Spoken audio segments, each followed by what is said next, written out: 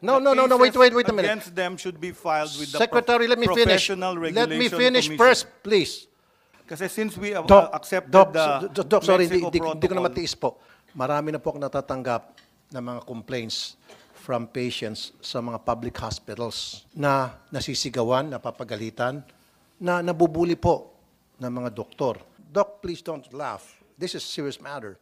I'll tell you why. Bakit piniprefer yung branded sa mga ospital, sa mga pharmacy, bakit inireseta.